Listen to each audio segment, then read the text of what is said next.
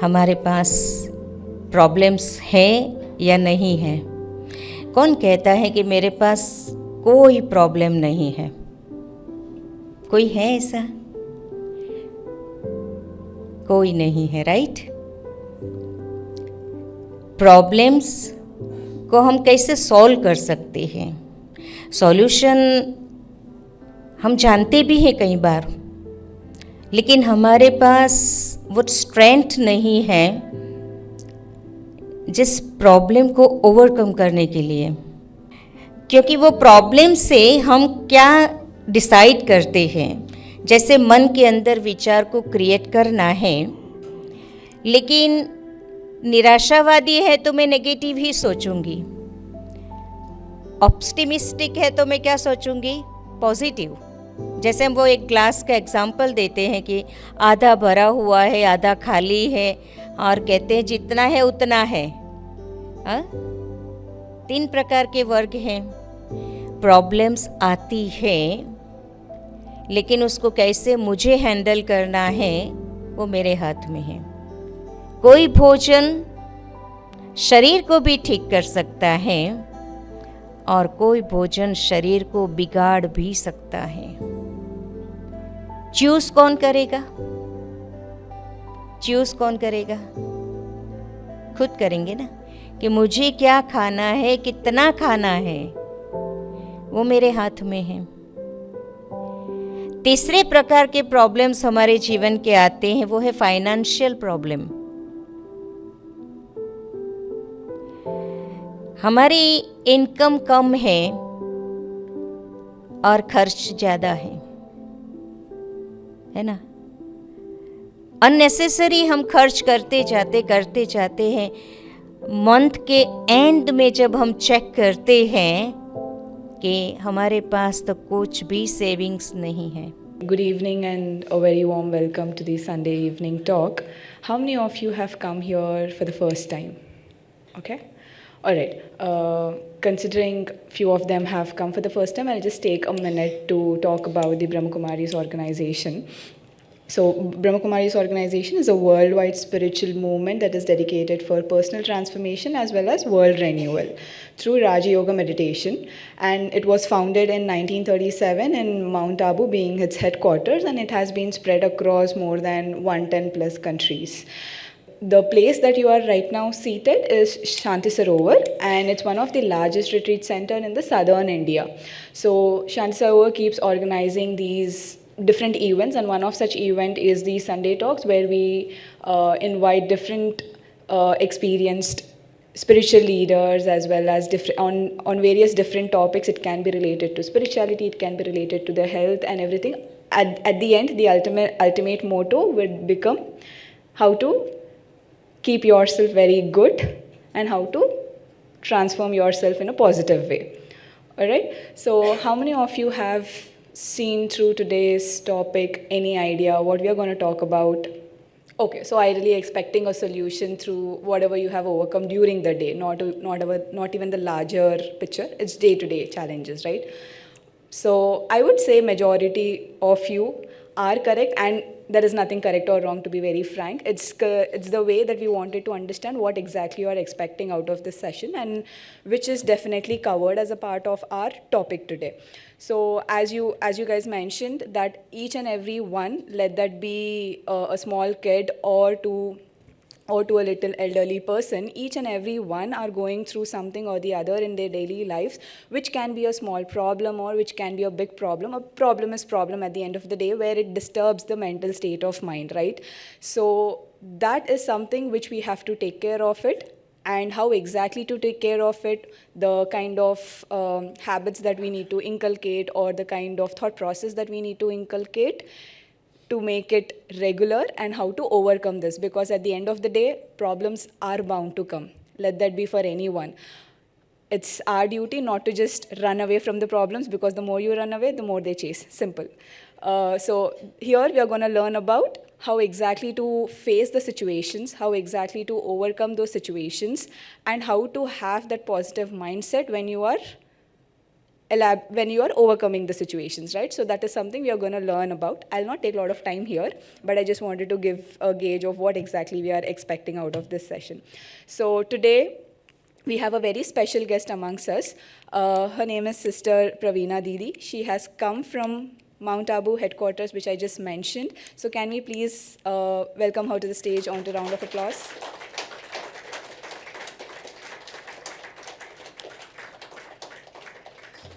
So while she's here, I'll just take a minute to introduce about Didi. We are very fortunate to have her here because you'll understand the amount of experiences that she has in her life. It will be a big learning for us as well.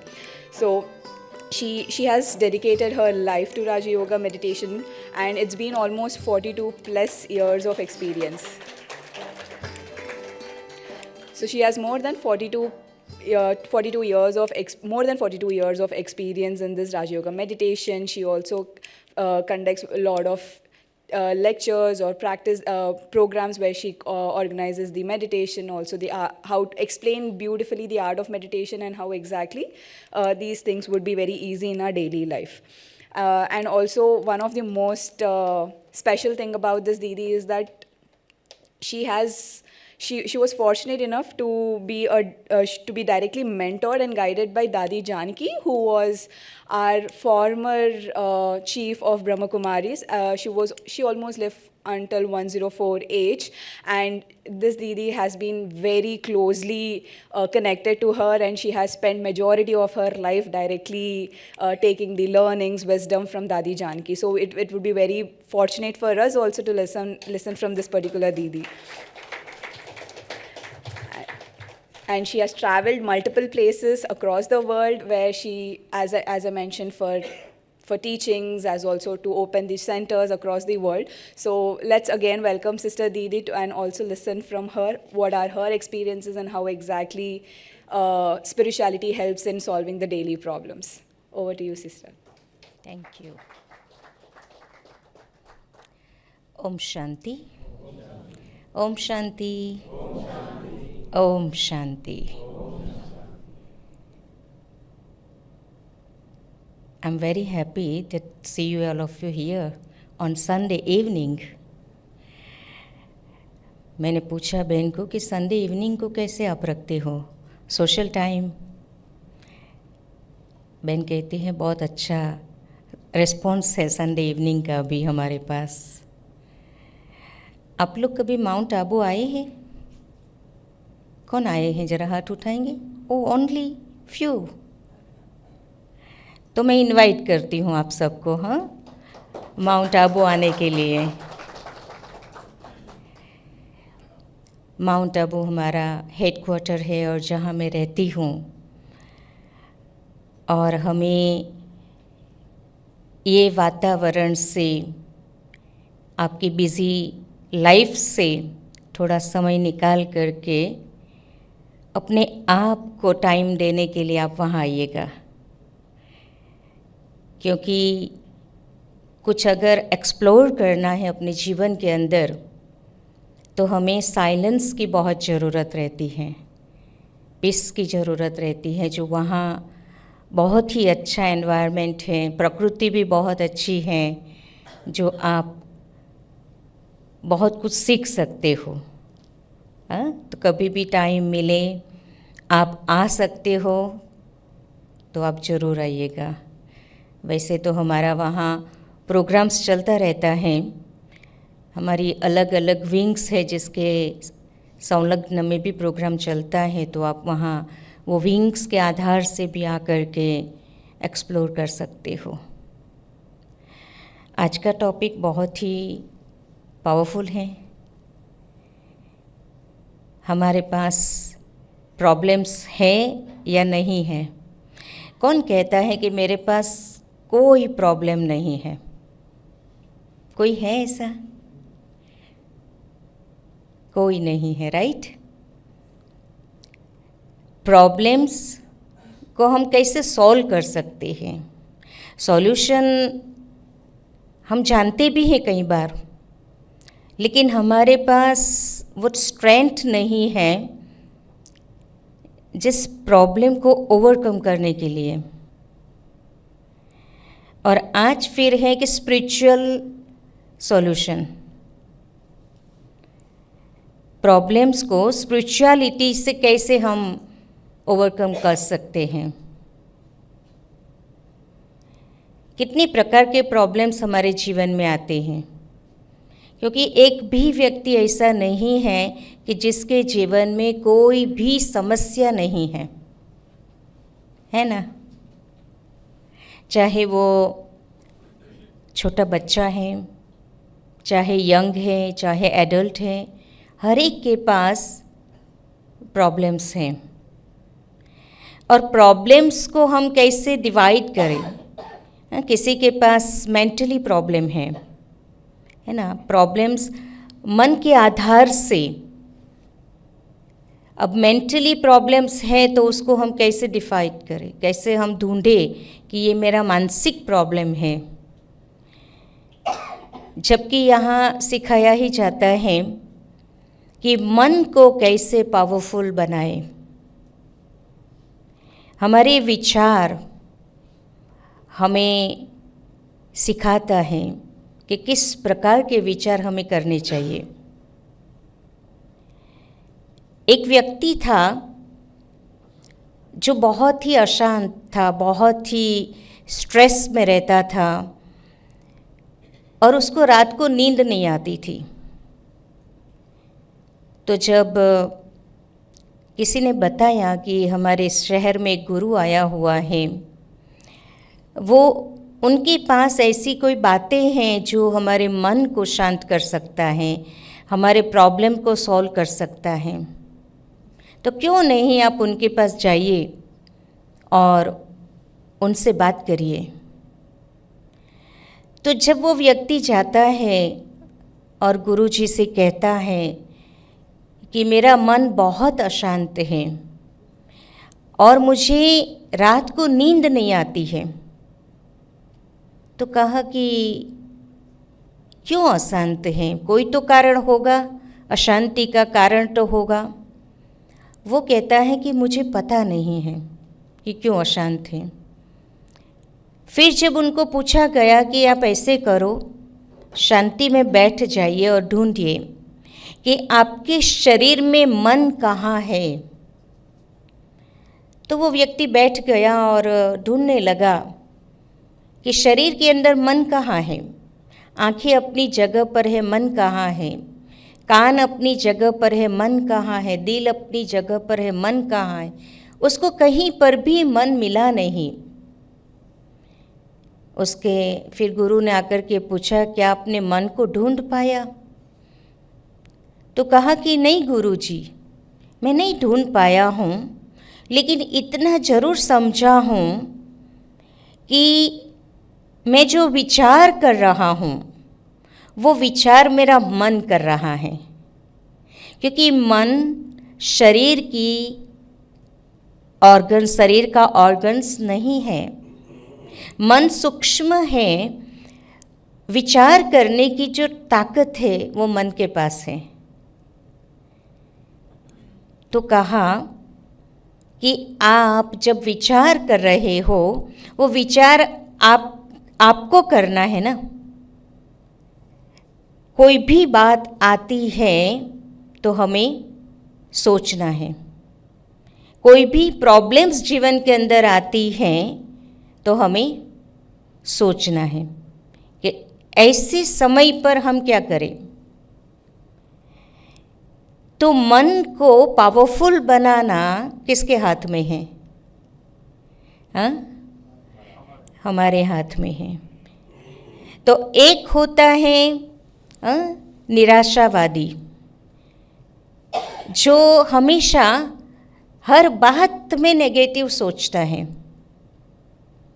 कोई भी बात आती है दूसरे की ओर ही point करता है। Because of you I have this problem, because of this nature I have this problem.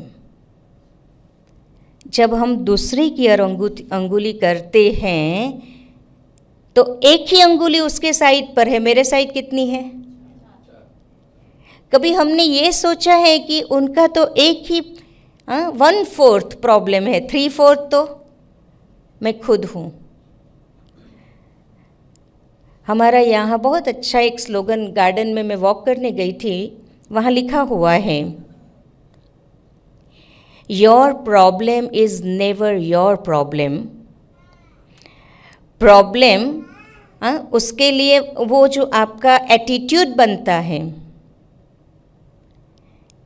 वो आपका प्रॉब्लम है, क्योंकि वो प्रॉब्लम से हम क्या डिसाइड करते हैं। जैसे मन के अंदर विचार को क्रिएट करना है, लेकिन निराशावादी है तो मैं नेगेटिव ही सोचूंगी, ऑप्टिमिस्टिक है तो मैं क्या सोचूंगी, पॉजिटिव। जैसे हम वो एक ग्लास का एग्जाम्पल देते हैं कि आधा भरा हुआ है, आधा खाली है, और कहते हैं जितना है उतना है। 3 प्रकार के वर्ग हैं। प्रॉब्लम्स आती है, लेकिन उसको कैसे मुझे हैंडल करना है वो मेरे हाथ में है। कोई कोई प्रॉब्लम को हमारे कैपेसिटी से बियॉन्ड होता है।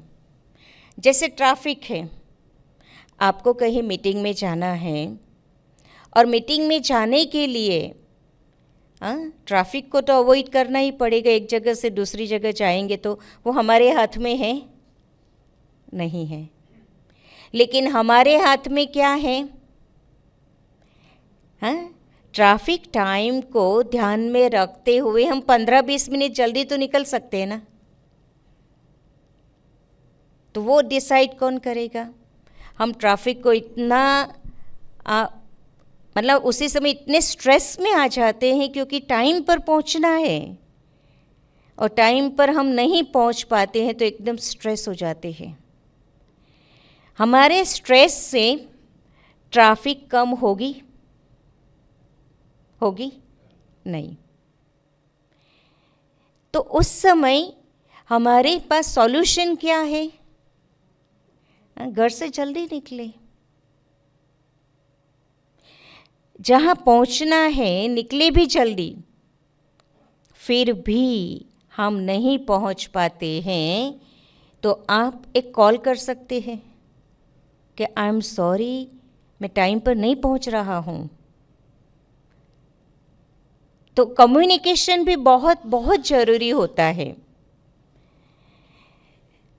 स्पिरिचुअल सॉल्यूशन, क्योंकि जो सॉल्यूशन होता है वो समाधान दे सकता है, लेकिन स्पिरिचुअल सॉल्यूशन हमें सोचना पड़ता है कि इनसे हमें क्या प्राप्ति होगी।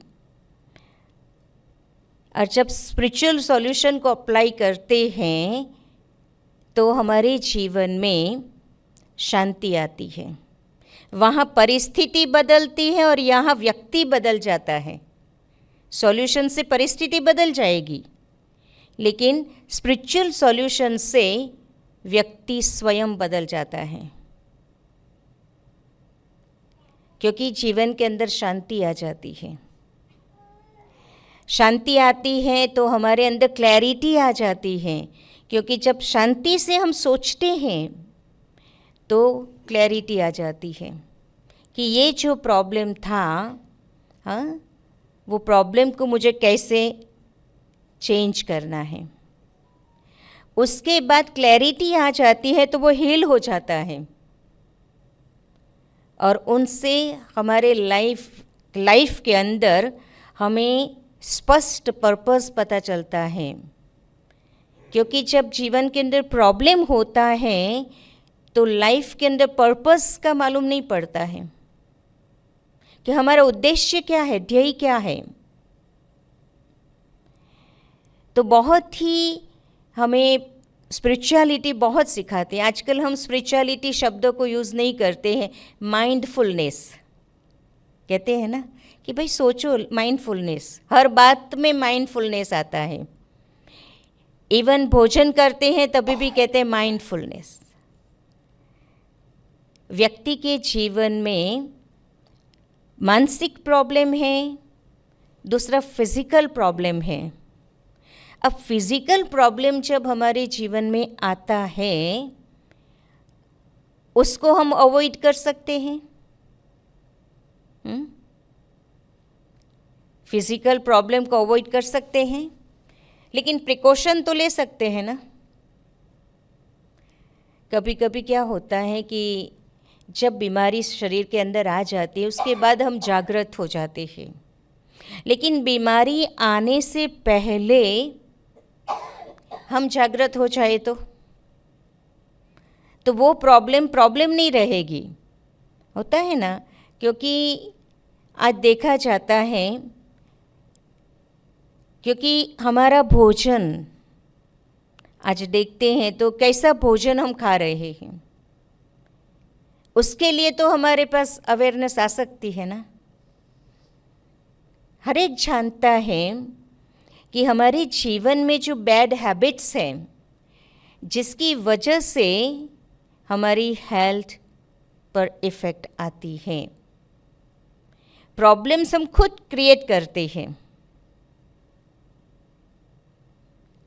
और फिर जब हमें कोई सॉल्यूशन नहीं मिलता है तो बहुत स्ट्रेस में आ जाते हैं। तो मेंटल के बाद फिज़िकल प्रॉब्लम भी होता है जीवन के अंदर, और उसको भी ओवरकम करना हमारे हाथ में है। जब भी भोजन हमारे सामने आता है तो पूछो, मुझे इसकी कितनी आवश्यकता है। कोई भोजन मन को भी ठीक कर सकता है, कोई भोजन शरीर को भी ठीक कर सकता है, और कोई भोजन शरीर को बिगाड़ भी सकता है। चूज़ कौन करेगा? चूज़ कौन करेगा? खुद करेंगे ना, कि मुझे क्या खाना है, कितना खाना है, वो मेरे हाथ में है। तीसरे प्रकार के प्रॉब्लम्स हमारे जीवन के आते हैं, वो है फाइनेंशियल प्रॉब्लम। हमारी इनकम कम है और खर्च ज़्यादा है ना। अननेसेसरी हम खर्च करते जाते हैं। मंथ के एंड में जब हम चेक करते हैं कि हमारे पास तो कुछ भी सेविंग्स नहीं है, और यदि हमारे जीवन में ऐसी कोई घटना घट जाती है जिसके लिए धन की बहुत आवश्यकता होती है और उस समय हमारे पास है ही नहीं, फिर हम किसी से उधार लेते हैं और उसको चुकते करने के लिए फिर स्ट्रेस बढ़ जाता है। तो हर बात में ज्ञान समझ चाहिए। ज्ञान माना समझ, कि मेरे पास इतना है तो मैं कितना सेविंग करूं, और वो सेविंग्स मुझे समय पर आवश्यक रहेगा। एक्सीडेंट हो जाता है, हॉस्पिटलाइज होना पड़ता है, कोई और खर्च आ जाता है, तो हमारे पास सेविंग्स होगा तो हम स्ट्रेस में नहीं आएंगे। तो फाइनेंशियल प्रॉब्लम भी एक प्रॉब्लम है, लेकिन उसके लिए भी हमें बजट बनाना पड़ता है कि कितनी इनकम है, कितना खर्च मुझे करना चाहिए, और हमारी ज़रूरत की चीज़ें तो लानी पड़ती है, लेकिन कम खर्च से हम कैसे अपने जीवन को चला सकते हैं, वो भी समझदारी चाहिए। और चौथे प्रकार के प्रॉब्लम्स हमारे जीवन के अंदर आते हैं, वो है रिलेशनशिप्स। आजकल की दुनिया के अंदर आप देखते हो, हाँ, आप सभी अनुभवी हो, संबंधों में कितने प्रॉब्लम्स हैं। आज शादी किया और कुछ दिन ही होता है और कहेंगे डिवोर्स। कितनी कहानियाँ सुनने को मिलती है। किसी ने कुछ कहा है और वो बात को हम भूल नहीं पा रहे हैं। संबंधों के अंदर कितनी कड़वाहट भर जाती है। आध्यात्मिकता क्या कहती है? फॉरगेट एंड फॉरगिव,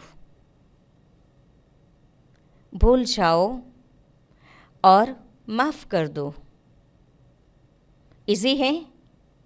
हाँ, भूलना इजी है, माफ़ करना इजी है। अगर मैंने माफ़ कर दिया तो पीस ऑफ माइंड किसको मिलेगी? ये तो जानते हैं सभी कि मेरी पीस ऑफ माइंड के लिए भी मैं उसको माफ़ कर दूं। संबंधों में आज हम देखते हैं कि डिप्रेशन, बिकॉज ऑफ संबंध बिगड़ता है, इसकी वजह से डिप्रेशन के केसेस बहुत बढ़ते जा रहे हैं।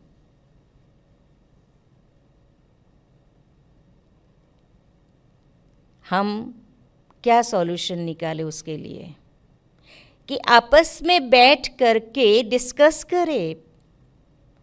कभी तो टाइम ही नहीं देते हैं। परिवार के अंदर हम देखते हैं कि हर एक अपने एक छोटा सा खिलौना मिला हुआ है हर एक को। डाइनिंग टेबल पर भी अगर बैठे हैं तो, कल मेरा एक जगह पे प्रोग्राम था, छोटा सा बच्चा, माँ उसको मोबाइल दिखा करके खिला रही है। क्या हैबिट हम डाल रहे हैं बच्चों को? मोबाइल नहीं देंगे तो बच्चे भी खाना नहीं खाएंगे। परिवार को टाइम नहीं दे पाते हैं क्योंकि हर एक अपनी अपनी दुनिया के अंदर है। और जब बहुत प्रॉब्लम्स क्रिएट होती है उस समय कहते कि जब मुझे ज़रूरत थी तब तो आप बिज़ी थे। आजकल यही तो होता है दुनिया के अंदर भी कि बच्चे स्कूल जाते हैं तभी उसका फादर, बच्चे स्कूल चले गए फिर उसका फादर तैयार होकर के जॉब जाएगा, बच्चे सो जाएंगे तब वो जॉब से आएगा। बच्चे को बिल्कुल टाइम नहीं दे पाते हैं। ये बहुत अच्छी कहानी है। एक बच्चे ने उसके फादर से पूछा कि पापा आप एक दिन का कितना कमा लेते हो? तो कहा बेटा क्यों पूछ रहा है तुम मुझे? तो कहते नहीं बताओ आप एक दिन का कितना कमा लेते हो। फिर अपना गोलक ले आता है बच्चा और बाप को देता है, कहता है कि एक इसमें से जितना पैसा निकले उतना टाइम आप मुझे दो। हम बच्चों को भी समय नहीं दे पाते हैं। फिर जब बहुत बड़ा प्रॉब्लम्स आ जाता है तब टू लेट हो गया होता है। इसीलिए परिवार को भी टाइम देना बहुत बहुत आवश्यक है। आपस में भी डिस्कशन करना, कोई भी बात आती है समझ से काम लेना पड़ता है, एक दूसरों को समझना पड़ता है, टाइम देना पड़ेगा। टाइम देंगे तो समझेंगे ना। आप अपने जॉब में ही बिज़ी हैं, कई बार तो दोनों हस्बैंड वाइफ दोनों ही जॉब करते हैं, दोनों को ही टाइम नहीं मिलता है, फिर एक दूसरों को समझने का वक्त ही नहीं है, तो प्रॉब्लम्स को हल कैसे करेंगे? इसीलिए समय देना बहुत बहुत ज़रूरी है। कई बार हम दूसरों के साथ सारा दिन, यदि आप चेक करो ना, तो सारा दिन हम किसको टाइम देते हैं? जॉब को टाइम देना तो बहुत आवश्यक है। दूसरा, हम मोबाइल के साथ किसके साथ बात करते हैं? दूसरों के साथ। खुद के साथ हम बैठ कर के बात करते हैं? यदि मुझे प्रॉब्लम को सॉल्व करना है तो मैं खुद को टाइम दूं। एक भाई बहुत बड़ा बिजनेसमैन था और उसकी कंपनी के अंदर बहुत प्रॉब्लम्स आते थे। तो जब ये यहाँ आया, मेडिटेशन सीखा, और उसको ये समझ में आया कि एकांत में बैठ कर के खुद को टाइम देना वो प्रॉब्लम को सॉल्व कर सकता है। क्योंकि हम इतने बिजी रहते हैं कि हम कभी भी प्रॉब्लम को सोचते नहीं हैं, समस्या को कभी भी सोचते नहीं है कि इसका हल कैसे निकल सकता है। तो इसके लिए एकांत बहुत आवश्यक है, खुद के साथ बैठना बहुत आवश्यक है। फिर वो भाई ने अपनी डायरी पेन लिया, लिखना शुरू किया कि मेरे जीवन में ये प्रॉब्लम है तो उसका कारण क्या है, ये प्रॉब्लम है तो उसका कारण क्या है। और हमेशा हम बाहर कारण ढूंढते हैं कि इसका सॉल्यूशन हमें बाहर से मिलेगा, लेकिन सॉल्यूशन कहाँ है? अपने अंदर। अपने अंदर हम झांक करके देखें तो हम वो सॉल्यूशन को ढूंढ पाते हैं, लेकिन हम खुद को तो टाइम देते नहीं हैं। जब खुद को टाइम नहीं देते हैं तो प्रॉब्लम को सॉल्व कैसे कर सकते हैं?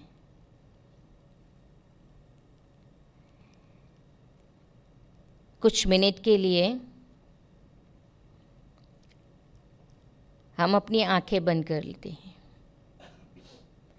आंखें बंद करके सोचो, पिछले सप्ताह में मेरे जीवन के अंदर कौन सी ऐसी बातें आई हैं जिसके कारण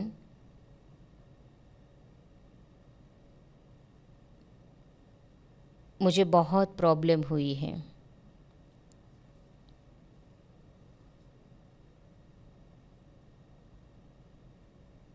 क्या वो प्रॉब्लम मेरे जीवन से दूर हुई?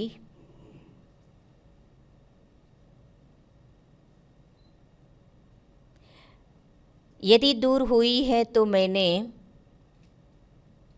कैसे उससे ओवरकम किया?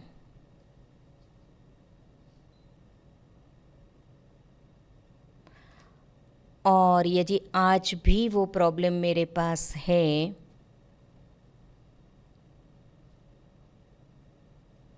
तो उसे मैं कैसे सॉल्व कर सकती हूँ?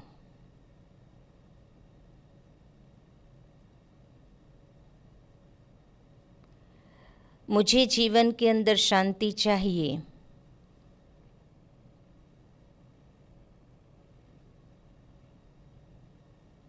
तो मुझे हल ढूंढना ही होगा।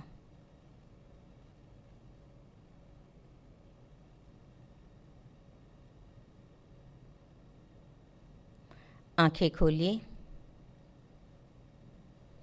क्या देख पाए आप अपने प्रॉब्लम को?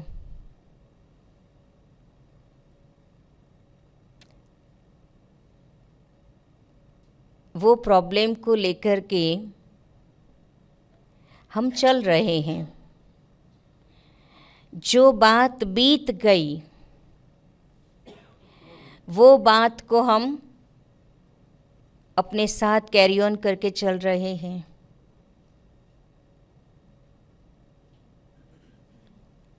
Past is past. पास्ट को हमें, अगर हम वर्तमान में जीना चाहते हैं तो पास्ट इज पास्ट करना बहुत ज़रूरी है। हमारी बुद्धि के अंदर ना दो बातें हैं। एक है पुरानी बातें, पास्ट की बातें, और दूसरी है पराई बातें। है ऐसा? दूसरों की बातें। हमारी बुद्धि, मोबाइल के अंदर ना मेमोरी फुल हो जाती है तो मोबाइल आपको इंडिकेट करता है कि मेमोरी फुल हो गई है, कुछ डिलीट करो। हमारी बुद्धि हमें इंडिकेशन देती है। हाँ, देती है, हमारी बुद्धि भी हमें इंडिकेशंस देती है, लेकिन हम उसको कैच नहीं कर पाते हैं। मेमोरी फुल है, इसका मतलब है कि कोई भी बात आती है हमारे जीवन के अंदर, हम बहुत दुखी हो जाते हैं, अपसेट हो जाते हैं, और कभी कभी तो इतना क्रोध आता है, गुस्सा आता है कि हम कभी भी सोचते नहीं हैं कि उसका रिजल्ट क्या आएगा। तो हमारी बुद्धि में मेमोरी फुल है, तो कभी बैठ कर के बुद्धि की सफाई करना कि पुरानी बातें कितनी हैं, पराई बातें कितनी हैं, जिसकी वजह से मुझे चैन नहीं है, जीवन के अंदर खुशी का जो अनुभव होना चाहिए वो नहीं है। अभी भी हम खुशी ढूंढ रहे हैं, मिलती है? हर एक के पास खुशी है कि अभी भी ज़रूरत है कि खुशी चाहिए? क्या कहेंगे? State of mind. खुशी क्या है? हमारा स्टेट ऑफ माइंड। हर बात में हम खुश रह सकते हैं यदि हमें सोचने का तरीका आ गया तो। आध्यात्मिकता, स्पिरिचुअलिटी हमें सोचने का तरीका सिखाती है, कैसे सोचना है, क्या सोचना है, कब सोचना है। क्योंकि मन की रिमोट कंट्रोल तो मेरे पास है ना। जैसे आप टीवी के अंदर आपके पास कितनी चैनल्स हैं, बहुत सारी चैनल्स हैं, और वो चैनल्स को आप यूज़ करते हो, लेकिन आपके पास चॉइस है ना कि आप क्या देखना चाहते हैं। वो चैनल को हम सिलेक्ट करें कि जिससे हमारे मन को ताकत मिले। ऐसी चीज़ें देख करके हमारे जीवन के साथ हम टैली करते रहते हैं तो हमारे जीवन घाव है और उसके ऊपर और नमक डाल रहे हैं हम।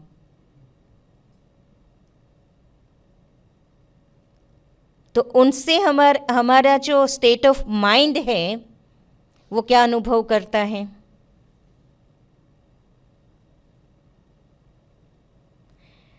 तो हमेशा हर बात में आप अपने आप से पूछिए कि मेरे पास चॉइस क्या है। एक बहुत अच्छी बात है कि एक दादा वॉकिंग करता था गार्डन के अंदर। रोज़ वो वॉकिंग करने के लिए जाता था। तो एक यंग मैन ने आकर के दादा को पूछा कि दादा, मैं रोज़ देखता हूँ कि आप रोज़ वॉकिंग करने आते हो, रोज़ और खुशी खुशी से वॉकिंग करते हो, आपकी खुशी का राज क्या है। तो दादा कहता है कि मेरे पास दो चॉइस है, या तो मैं खुशी खुशी से वॉकिंग करूं, या तो मैं नाराज़ होकर के ज़बरदस्ती वॉकिंग करूं। तो मैंने पहले ऑप्शन को सिलेक्ट किया है कि मुझे वॉकिंग करना है तो खुशी खुशी से करूं। कुछ दिन के बाद दादा दिखाई नहीं पड़ा, तो वो भाई को ख्याल आया कि क्यों दादा दिखाई नहीं पड़ता है। फिर उसको पता चला कि दादा को एक्सीडेंट हो गया है। तो वो हॉस्पिटल पहुंचा और दादा से पूछ रहा है कि दादा क्या हुआ आपको। तो दादा कहता है अभी भी तुम वही पूछना चाहता है कि मैं खुशी खुशी से ऑपरेशन में जा रहा हूँ, हाँ, या तो मजबूरी से। कहता हाँ दादा बताओ। तो दादा कहता है कि मैंने डॉक्टर को बोल दिया है तुम वो पेशेंट का ऑपरेशन करने जा रहे हो जो और साल जिंदा रहना चाहता है, इसीलिए मैं खुशी खुशी से जा रहा हूँ। तो हमारे जीवन में कभी भी कोई भी बात आती है, अपने आप से पूछेगा कौन सा ऑप्शन मेरे पास है, क्या सिलेक्ट करती हूँ मैं।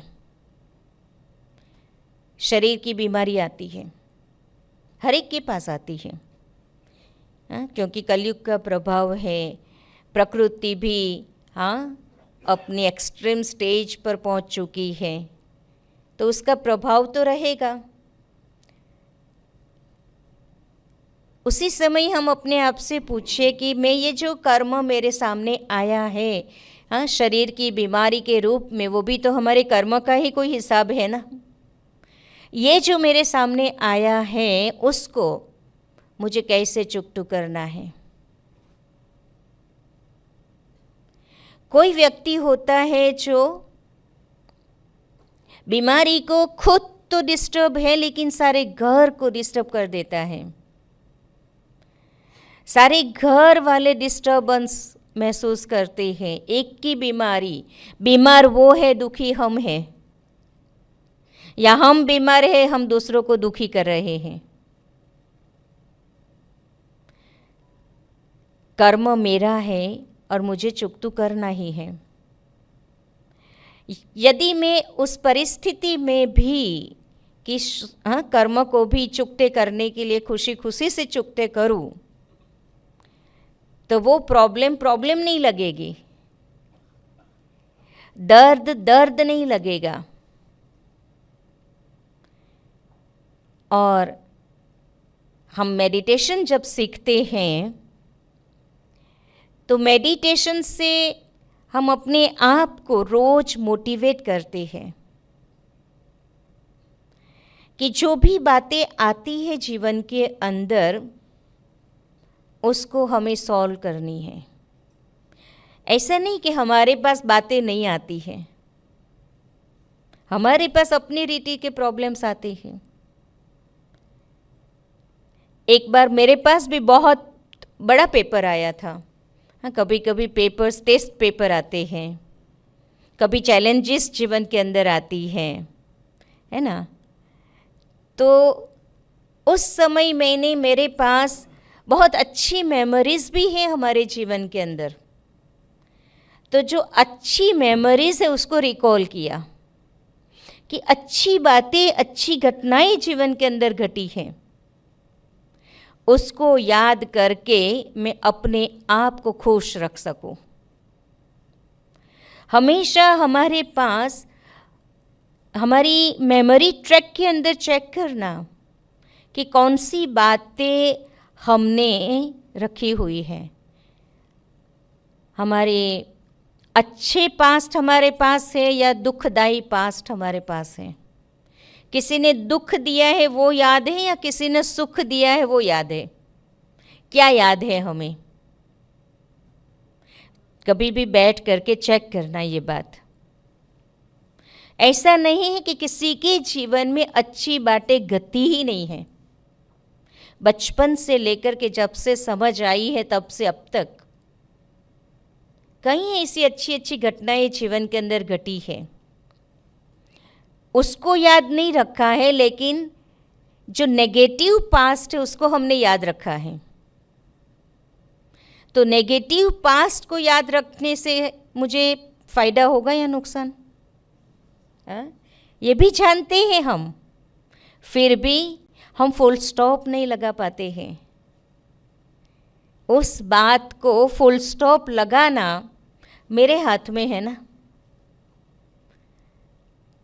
तो कभी अपने जीवन के इतिहास को खोलना कि कौन सी ऐसी अच्छी अच्छी बातें घटी है जीवन के अंदर जिससे मुझे बहुत मोटिवेशन मिली है, मुझे बहुत आगे बढ़ने का चांस मिला है, मुझे बहुत अच्छे अच्छे अनुभव हुए हैं। और वो बातें याद करके आज भी हम अपने आप को मोटिवेट कर सकते हैं। Problem is never a problem, reaction for the problem is a problem. हमारा जो रिएक्शन है वो प्रॉब्लम के लिए, वो प्रॉब्लम है। हम उसको कैसे ले रहे हैं, कैसे हम रिएक्ट कर रहे हैं, वो हमारे हाथ में है। मेरा प्रॉब्लम है तो मुझे ही सॉल्व करना पड़ेगा, कोई और नहीं करने देगा। कोई आपको जैसे बच्चा छोटा होता है ना तो माँ बाप हाथ पकड़ करके चलना सिखाते हैं, लेकिन जब बच्चा चलना सीख जाता है तो वो हाथ पकड़ता क्या? मैं खुद चल सकता हूँ ना। और माँ बाप भी हाथ नहीं पकड़ते हैं। तो हमारे जीवन में प्रॉब्लम्स आती हैं तो हम खुद जिम्मेवार हैं। तो हमें क्या सोचना है, सोचने की पैटर्न को बदलना पड़ेगा। बीमारी आई है, उस समय एक भाई ने कैंसर हुआ उसको, अभी उसको पता है कि कीमो लेना है और रेस्ट करना है। सारा दिन सोया सोया मैं क्या करूँगा। तो हमारी लिटरेचर से बहुत सारी 200 के करीब किताबें हैं। उस भाई ने सोचा कि ये किताबें तो मैंने कभी पढ़ी नहीं हैं, क्यों नहीं ये समय को मैं किताब पढ़ने में लगा दूँ। उसने शुरू कर दिया पढ़ना। टाइम नहीं तो वो सोचते सोचते कि मुझे कैंसर क्यों हुआ, मेरे पास ये प्रॉब्लम क्यों आई, क्या मैं ही मिला था इस प्रॉब्लम के लिए, कैंसर के लिए क्या मैं ही था। लेकिन नहीं, उसने कैसे यूज़ किया अपने समय को। और जब हम बिजी हो जाते हैं दूसरी रीति से तो वो बीमारी के संकल्प नहीं आते हैं फिर। तो हमें अपने पास सॉल्यूशन ढूंढना है कि ये बातें आई हैं तो मैं कैसे उसको ठीक करूं। आज दुनिया के अंदर इतनी सारी किताबें हैं, क्या हमने पढ़ी है क्या? कितनी किताबें हैं, मोटिवेशन की किताबें हैं, धार्मिक किताबें हैं, सबकी बायोग्राफी है। बायोग्राफी से भी हम बहुत कुछ सीख सकते हैं।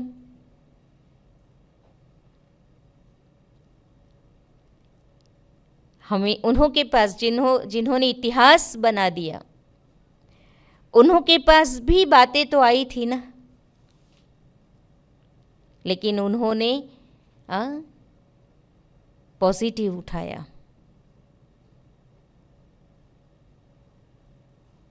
तो आध्यात्मिकता से हम अपने प्रॉब्लम को ओवरकम कर सकते हैं। एक बच्चा संत के पास गया कि गुरुजी मेरा मन बहुत अशांत है, मुझे कोई युक्ति बताओ। तो गुरुजी ने क्या किया कि एक ग्लास के अंदर उसको नमक डाल करके दे दिया। तो कहते हैं इसको पियो। एक ही घूंट पिया और कहता है कि अरे ये तो बहुत कड़वा सा है। फिर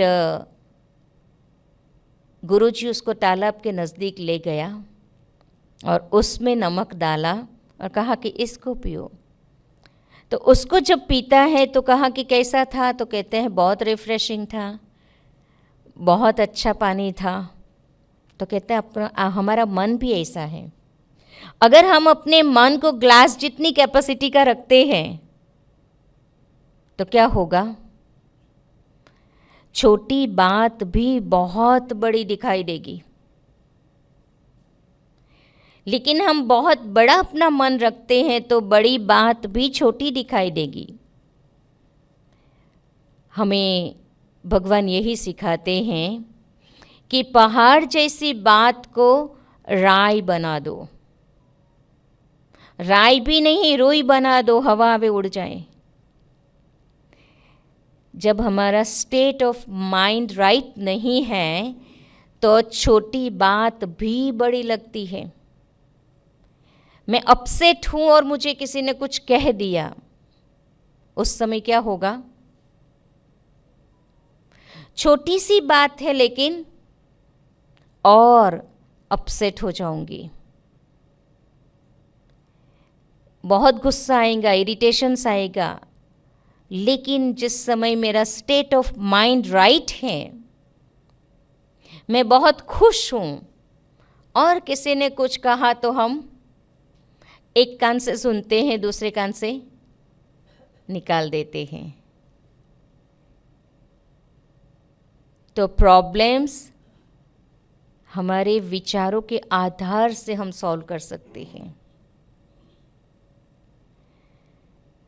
इवन फाइनेंशियल प्रॉब्लम भी आती है जीवन के अंदर, ऐसे नहीं आती है।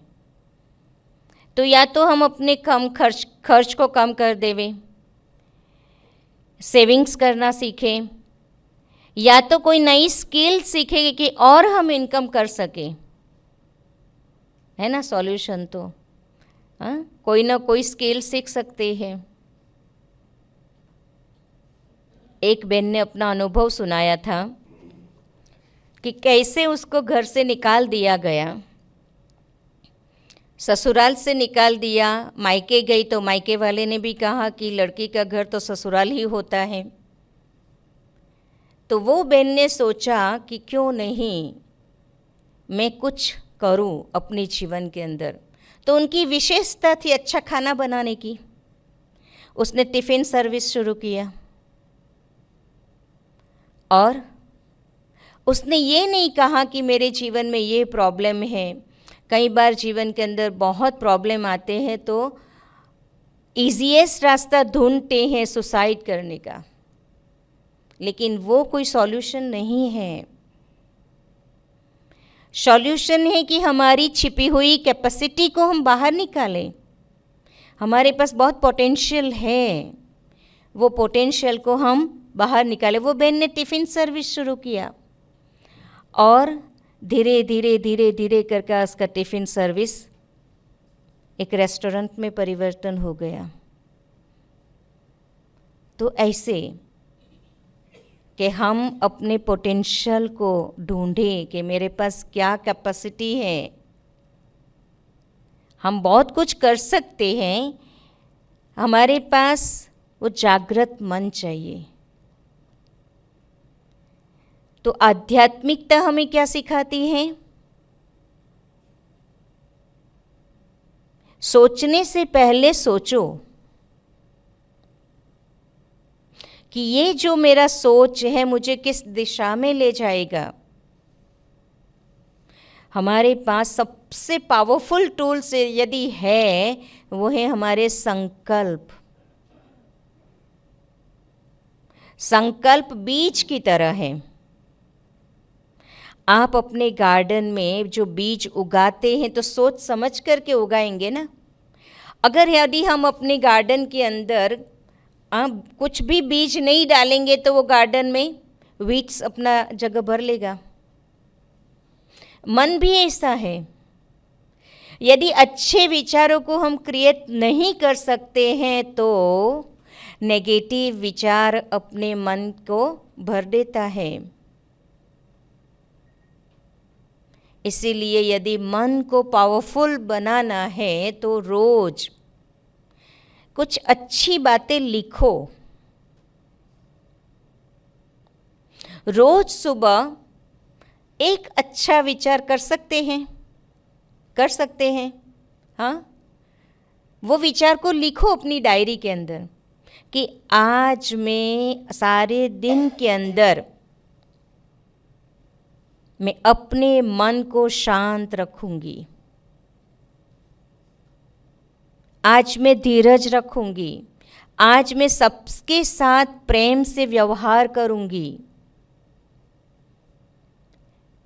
रोज कोई ना कोई अच्छी बात को लिखो और सारा दिन उसके ऊपर मनन चिंतन करिएगा। मन को पावरफुल बनाना चाहते हैं ना। हाँ, वैसे भी कहते हैं मन जीते जगत जीत। जिसने मन को जीत लिया उसने जगत को जीत लिया।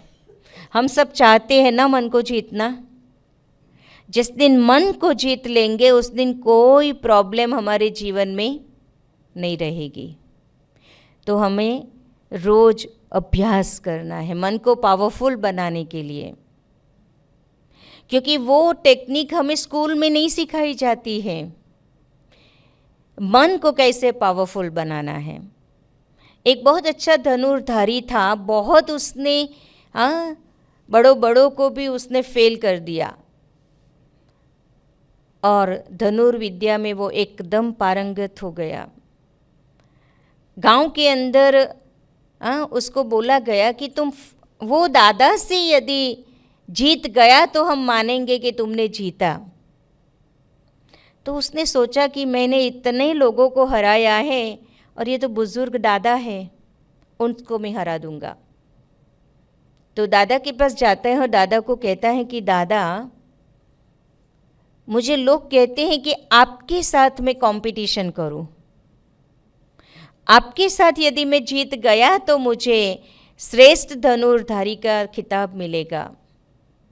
दादा कहते हैं मैं बुजुर्ग, तुम मेरे साथ कंपटीशन करके क्या करेगा बेटा? कहते नहीं दादा, मुझे तो सर्वश्रेष्ठ धनुर्धारी का खिताब चाहिए। अच्छा ठीक है। दादा उसको ले गया। दादा का गांव था पहाड़ों के बीच में। तो कहा कि बेटा बोलो कहाँ हमें एरो टारगेट करना है। तो बेटे ने कहा कि दादा वो जो झाड़ दिखाई देता है ना, वहाँ फलानी टहनी पर लगाना है। तो पहले बेटे ने तो लगा दिया, फिर दादा को कहा लगाना है, दादा ने भी लगा दिया। फिर दादा कहते अच्छा ठीक है, अभी मैं कहता हूँ वहाँ हमें करना है। दो पहाड़ी के बीच में एक रस्सी से बंधा हुआ पुल था। दादा उसको वहाँ लेके गया। उसका पसीना छूट रहा है कि कहाँ दादा मुझे ले आया, क्योंकि वो तो झूल रहा है, दो पहाड़ों के बीच में था। और दादा को कहते हैं दादा ये कहाँ हम जा रहे हैं? दादा कहते हैं आगे चलो। दादा इतना कॉन्फिडेंस से आगे बढ़ रहा था और वो बेचारा पसीना पसीना हो रहा था। फिर दादा ने कहा कि दो पहाड़ी के बीच में हमें टारगेट करना है फलानी जगह पर। दादा ने तो अपना टारगेट साध लिया, लेकिन वो बच्चा बेचारा, उसको तो अपनी मौत नज़र आती थी कि झूल थोड़ा भी विचलित हो गया तो खाई है नीचे। उसने भी अपना निशाना साधा, लेकिन उसका तीर कहाँ चला गया किस पता भी नहीं। फिर वो दादा के पाँव में गिर गया और दादा को कहता है दादा मुझे ना आपने हराया। दादा ने कहा नहीं बेटा, तेरे ईगो ने तुम्हें हराया है। आपको ईगो आ गया था। आपने धनुर्विद्या तो सीख लिया, लेकिन मन को साधना नहीं सीखा।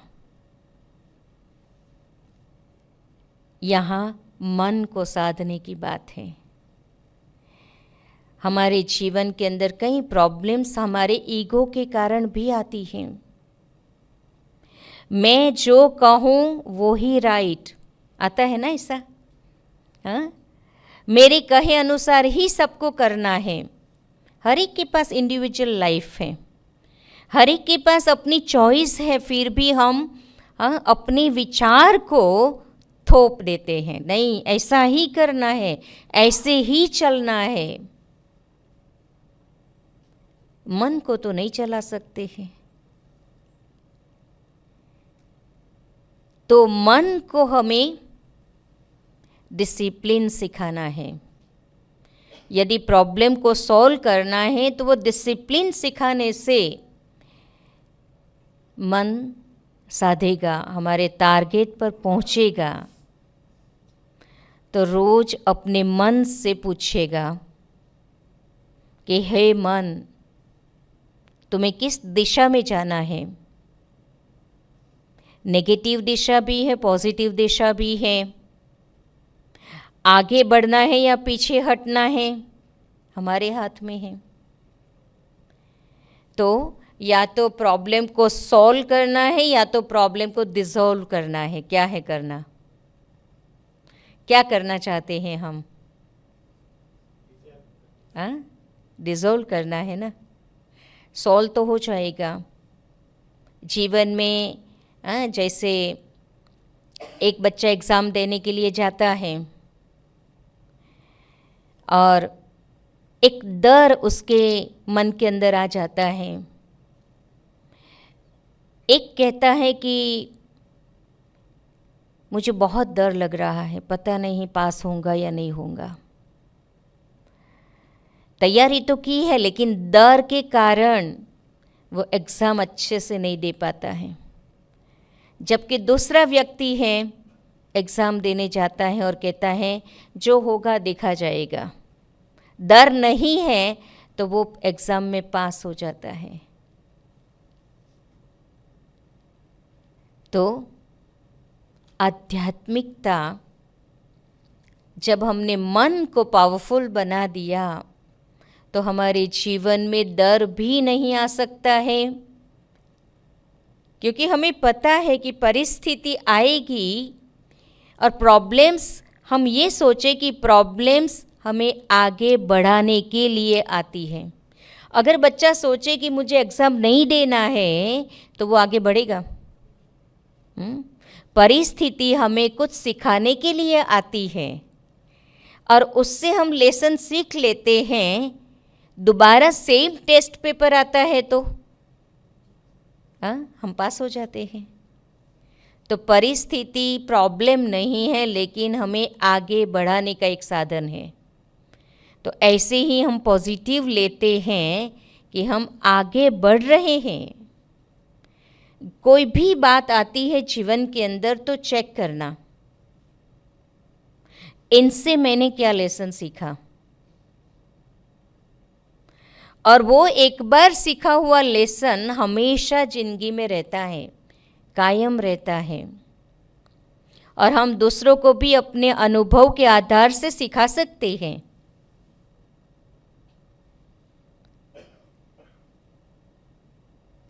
ये जीवन बहुत बहुत वैल्यूएबल है। प्रॉब्लम्स में हमारी जीवन नहीं जानी चाहिए, क्योंकि हर प्रॉब्लम का सॉल्यूशन है। ऐसा नहीं कि हम प्रॉब्लम हमारे जीवन के अंदर हम सॉल्यूशन को ही सोचते रहते हैं या समाधान को सोचते हैं। समाधान को सोचना है ना, समाधान हर बात को। और कल जो पेपर आया वो कल पास हो गया, आज हम आज हैं। तो हमेशा प्रेजेंट में रहेंगे और खुद को प्रेजेंट देंगे। ठीक है? ओम शांति।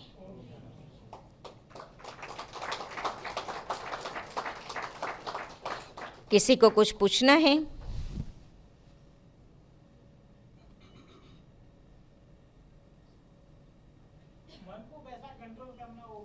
कंट्रोल नहीं करना है।